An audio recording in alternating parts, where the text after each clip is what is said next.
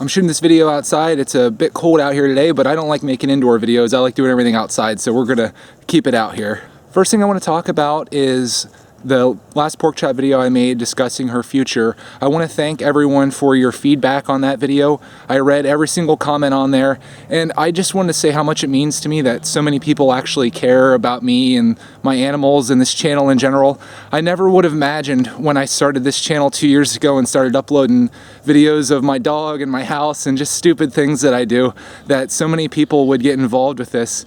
It's just incredible. So it's been a very busy week trying to figure this whole pig thing out. You can probably actually hear the pig behind me in the background right now. But first thing I did is I went and I talked to Steve, my business partner on this deal, and I expressed to him how I'm feeling about this. And surprisingly, he said he was okay with it. I could tell he was a little let down that I'm considering keeping the pig, but he said he's okay with it either way. He offered that if I bought him out on this, we'd be completely squared away. Just pay him for what he's put into it, which I'd be happy to do that. And I was really surprised that he was okay with it. So that was one hurdle that I overcame. The next thing I did was call Gary, the gentleman that we bought Porkchop from, to discuss with him a little bit about Porkchop's past and what can I expect from her future. And mainly I wanted to discuss the cost of feeding her. He said that full grown she would end up eating about 6 to 8 pounds of food per day. So I was thinking like how much that would cost, and I discussed the food that we're giving her right now and the mash that she's eating, which is kind of high in protein. And what Gary told me was that you can take about 4 pounds of that mash, which is like 17% protein, and mix that with an equal amount of, like say 4 pounds of cracked corn. And the cracked corn is a good bit cheaper than the mash that we feed her. So if you mix those two together, it brings your cost down a good bit.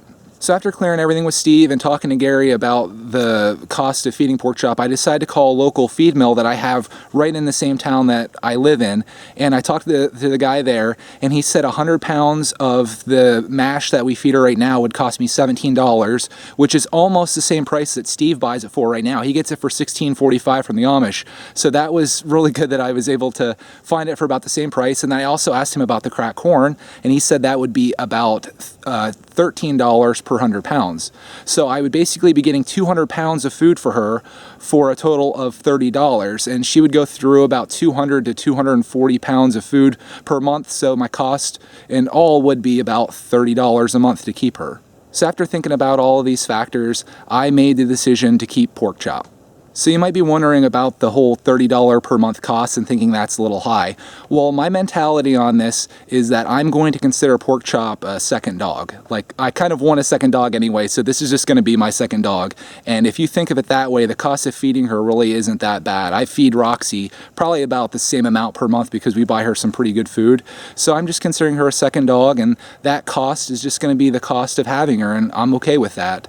And the other thing is, once summer comes around, I'm going to have a pretty nice garden, so Porkchop's going to be able to eat pretty good off of that and maybe reduce that cost down a little bit by feeding her my own stuff that I grow. And if I can learn about what the best thing to feed them and the things that I can produce in mass quantities to help with the food costs, that'll also be beneficial for us.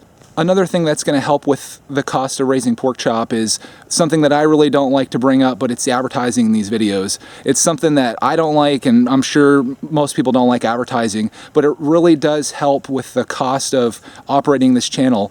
Historically, I don't make a lot of money on this channel, but I advertise mainly just so I can buy new cameras and equipment and things to either keep the channel going or make it better, and that's what I've done in the past. I brought this up when I bought the GoPro camera, and I was really happy to get that. And every time you watch a video, and if you happen to watch the ad, that helps me in purchasing the stuff that I need to keep this channel going and also to maintain Porkchop. So you, in watching this video, are helping me a little bit, and I really do appreciate that.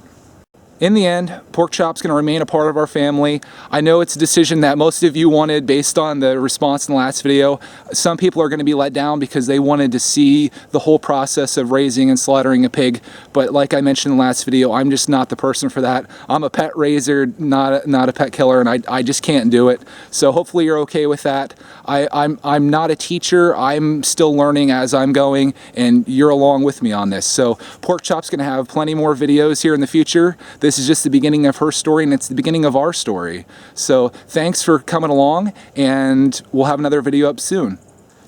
You gonna be in all our videos in the future? Is this gonna be your home forever? This is gonna be great.